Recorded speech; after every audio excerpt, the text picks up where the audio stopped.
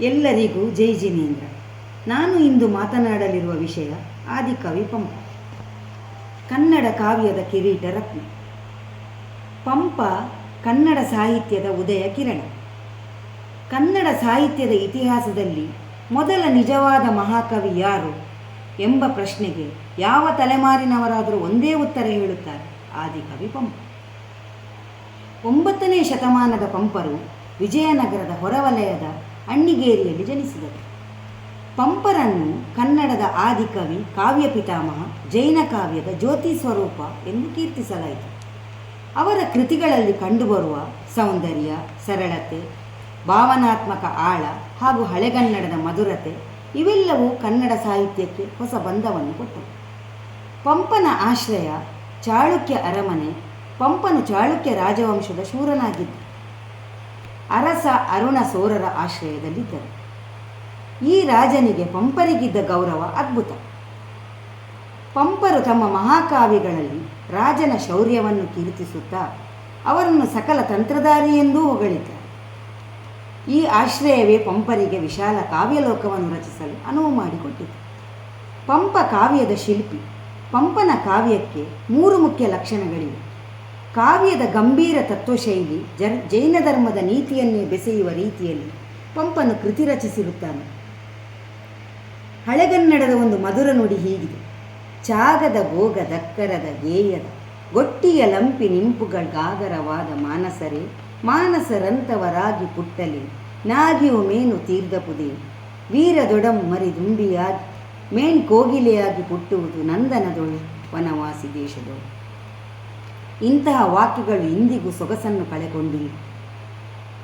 ಇನ್ನೊಂದು ಅವರ ವಿಕ್ರಮಾರ್ಜುನ ವಿಜಯ, ಪಂಪನ ಸುಪ್ರಸಿದ್ಧ ಮಹಾಕಾವ್ಯ. ಪಂಪನ ಒಂದು ಪ್ರಸಿದ್ಧ ಸಾಲು ಇಲ್ಲಿದೆ: ಪಾಂಡವ ಜನ್ಮವ ಜೈನ ಧರ್ಮವ ತೋರುವುದು ಪಂಪನ ನುಡಿಯಲು ಪಾವನ ಭಾವ. ಶಾಂತಿನಾಥ ಪುರಾಣ. ಶಾಂತಿನಾಥ ಪುರಾಣ ಜೈನರ 16ನೇ ತೀರ್ಥಂಕರರಾದ ಶಾಂತಿನಾಥರ ಜೀವನವನ್ನು ಆಧರಿಸಿದ ಕೃತಿ. ಇದರಲ್ಲಿರುವ ಭಾವಪೂರ್ಣ ಉಪದೇಶಗಳು ಪಂಪನ ತತ್ವಚಿಂತನೆಯ ಗಂಭೀರತೆಯನ್ನು ತೋರಿಸುತ್ತದೆ. ಪಂಪನ ಭಾಷೆ ಹಳೆಗನ್ನಡದ ಕಂಚು ಮತ್ತು ಸೊಬಗಿನ ಪರಮಾವಧಿ. ಅವರ ಪದಗಳು ಪಣಿವೆನು, ಕೀರ್ತಿಸೆನು, ಭಾವಿಸೆನು, ಎಣಿಸೆನು ಇವುಗಳು ಕಾವ್ಯದ ಜೇನಿನಷ್ಟೇ ಮಧುರ. ಪಂಪನ ಉಪಮೆಗಳನ್ನು ಅಚ್ಚುಕಟ್ಟಾಗಿ ಬಳಸುತ್ತಾನೆ. ಸಿಂಹದಂತೆ ರೌದ್ರ, ಚಂದ್ರನಂತೆ ಶಾಂತ, ಸಾಗರದಂತೆ ಅಸೀಮ, ಧರ್ಮದಂತೆ ಪರಿಶುದ್ಧ ಇವುಗಳು ಪಂಪನ ಕಾವ್ಯಕ್ಕೆ ಜೀವ ತುಂಬುತ್ತದೆ. ಪಂಪನ ಸಾಹಿತ್ಯದ ಮಹತ್ವಗಳು ಯಾಕೆ ಇಂದಿಗೂ ಜೀವಂತ? ಪಂಪನ ಕಾವ್ಯವೆಂದರೆ ಭೂತಕಾಲದ ಪುಸ್ತಕವಲ್ಲ, ಇಂದಿಗೂ ಪ್ರಸ್ತುತವಾದ ಜೀವಂತ ಸಂದೇಶ. ಮನುಷ್ಯನ ಧರ್ಮ, ವಿಚಾರ ಯಾರು ಗೆಲ್ಲುತ್ತಾರೆ? ಯಾರು ಮನುಷ್ಯತ್ವದಿಂದ ಬದುಕುತ್ತಾರೆ? ಈ ಪ್ರಶ್ನೆಗೆ ಪಂಪನ ಉತ್ತರ ಏನೆಂದರೆ: ಧರ್ಮವನ್ನು ಹಿಡಿದವನೇ ನಿಜವಾದ ವೀರ. ನ್ಯಾಯ ಅನ್ಯಾಯದ ವಿವೇಕ. ಪಂಪನು ವೀರಗಾಥೆ ಹೇಳುತ್ತಾನೆ, ಆದರೆ ಯಥೇಚ್ಛ ಯುದ್ಧ ಪ್ರಚಾರ ಮಾಡುವುದಿಲ್ಲ. ಯುದ್ಧದ ಹಿಂದೆ ಇರುವ ಧರ್ಮ ತತ್ವವನ್ನು ತಿಳಿಸುತ್ತಾನೆ.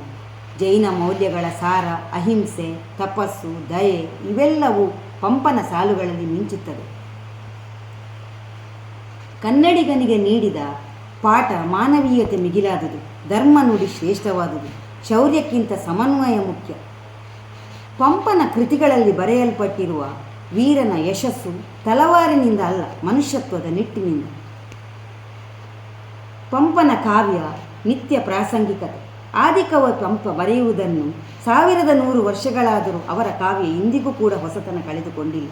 ಪಂಪನ ಕಾವ್ಯ ನಮಗೆ ಮಂತ್ರದಂತೆ ಹೇಳುತ್ತದೆ: ಧರ್ಮದ ಮಾರ್ಗ ಹಿಡಿದವನೇ ನಿಜವಾದ ವೀರ ಮತ್ತು ಕವಿಯಂತೆ ನಮಗೆ ಸೂಚಿಸುತ್ತದೆ. ಯುಗ ಬದಲಾದರೂ ಸತ್ಯ, ನೀತಿ, ಕಾಲಾತೀತ ಮೌಲ್ಯಗಳು ಎಂದಿಗೂ ಬದಲಾಗುವುದಿಲ್ಲ. ನಾವು ಪಂಪನ ಕಾವ್ಯ ಓದಬೇಕು, ಅದನ್ನು ಅರ್ಥ ಮಾಡಿಕೊಳ್ಳಬೇಕು, ನಮ್ಮ ಜೀವನದಲ್ಲಿಯೂ ಬಳಸಬೇಕು. ಅದೇ ಅವರಿಗೆ ಕೊಡಬಹುದಾದ ಅತ್ಯುತ್ತಮವಾದ ಗೌರವ. ಕೊನೆಯದಾಗಿ ಹೇಳಬಯಸುವುದೇನೆಂದರೆ, ಪಂಪನು ಕನ್ನಡದ ಪ್ರಭಾತ, ಕನ್ನಡ ನಾಗರಿಕತೆಯ ಮೊದಲ ಬೆಳಕು.